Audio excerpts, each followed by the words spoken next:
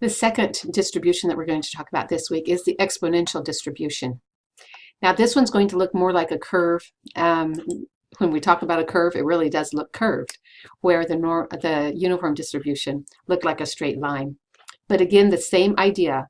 The area under the curve is the same thing as the probability of that happening. I need to move my screen a little bit down. Okay, so we're just missing the title there. So the exponential distribution is often concerned about the amount of time until an event happens. How long until an earthquake? How long until someone spends money in the grocery store? So the same idea though, if you notice, I'm going to get a pen here.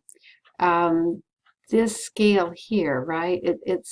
It's from 0 time to whatever the largest number. It's never going to exactly touch because there's always the possibility that we could wait longer, but it's going to get very, very close to the x-axis. But these numbers here equate to what area I'm looking at, what area I'm interested in. And so we're going to be able to compute this area. So that's what an exponential distribution is about.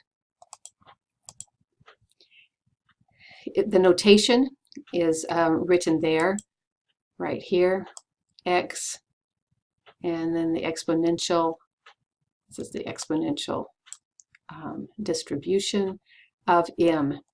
E is not a variable in this formula. E is actually a number. If you have a scientific calculator, this is what the number would be. If not, you can chop it off after the 8.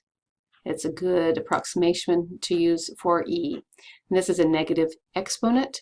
So if you do this in a calculator, you would have to raise it to the negative exponent up here. And that should be pretty straightforward. But m is 1 over mu in these examples. So standard deviation in this is the same as the mean. So that is a nice thing. Very few functions have that. I think that that's everything we need. Here we're looking at the probability, down here, probability of x being less than x equals 1 minus e to the negative mx. Okay, so hopefully that makes a little bit of sense. When we say x is less than x, we're talking about the probability. I'm going to go back to this other slide. We're talking about x in here between some numbers, right? So if we're looking at x being less than 4, we're talking about all this area. That's what we're talking about when we say x is less than x. We're looking at that area, the probability of it being, that x being in that area that we're looking at. And that is the formula that we would use. So here's an example. Hopefully this is all fitting on the screen. I don't know why my screen is having issues today. But if we have that x is going to be the amount of time in minutes a postal clerk spends with each customer, the time is known to have an exponential distribution. The average amount of time is equal to 4 minutes. So we know what our mu is. We know what our mean is. So therefore we can calculate what our m is. Remember, m equals 1 over mu. So our m is going to be 1/4 or 0.25. And our x, the x we're interested in, is going to be greater than 0. Then we can put these numbers that we got there into this equation here, remembering e is a number, not a variable. And we have what the notation is if we were to use it in the calculator. But I think doing it in the formula is much easier. So find my x lying between 4 and 5. What does that mean? In words, it means what is the probability that the clerk will spend between 4 and 5 minutes with a customer. That's all it's asking. So when we do a cumulative distribution function here, we get the area to the left and the area to the right. But what we're interested in, so we have this area here. What is the probability? Remember, area equals probability. Probability of it being less than 5. Here we have the probability of it being less than 4, and I think on my next slide, maybe, I'm not sure if it has it. Yes, okay. So the probability that the clerk spends 4 to 5 minutes with a randomly selected customer is the probability that he spends 5 minutes minus the probability that he spends 4 minutes. That will give me that little window, right? So this is how we would calculate that. First, we have to calculate, let me see if I can go back to that curve, just to kind of draw on it and confuse you more probably. If this were the curve that was talking about that postal customer, then we're talking about between 4 and 5. So if I measure the area from here to 5, then I measure the area from here to 4, and I subtract those areas, I will get that area in between. That is why the formula has that subtraction in it. Hopefully that makes more sense. We're really talking about that area and where we can measure from.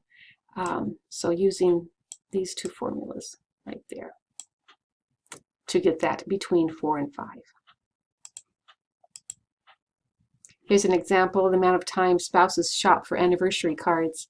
About 2 seconds, in my opinion, can be modeled by an exponential distribution with an average amount of time equaling 8 minutes. Wow, somebody's really looking through those cards. So if we write the distribution and state the density function and graph the distribution, this is what we will get. I'm moving my face out of the way. I always like to start with the mu here. So m is going to equal 1 over mu, and we have it right here in numbers, right? We get that from the average being 8 minutes. So we get what m is, and then we can come back here and put it in the equation in those 2 spots. Okay, and then we will actually be able to solve. So if we're talking about, this is how we would draw this distribution. We could then, from there, talk about what are the odds, what's the probability of someone spending between 7 and 8 minutes, or 6, since 6 is on my thing, 6 and 8 minutes.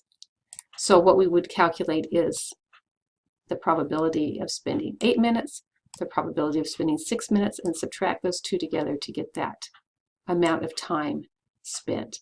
So this is just how to set up the distribution. This is writing the distribution and the distribution notation and the function. This is my function here that I would graph. If you had a graphing calculator, you could put that into under the y. This would be the y function, and you would substitute, you would do this one over here because m is a variable. So you would graph that and push graph, and it would do that graph for you. But if we actually wanted to solve for some specifics, we would do the same procedures that we used for the other one, where we would be subtracting to get that little window there. Remember, we're talking about intervals. When we're talking about continuous, we're always talking about the intervals rather than the points themselves. Hopefully this makes sense and you have a great week with it. Remember, we're not really focusing too much on exponential. I think there's one question on the homework, and that is simply a definition type. But really, I want you to understand the uniform. And this whole idea about the area under a curve will really help you next week when we start talking about the normal distribution.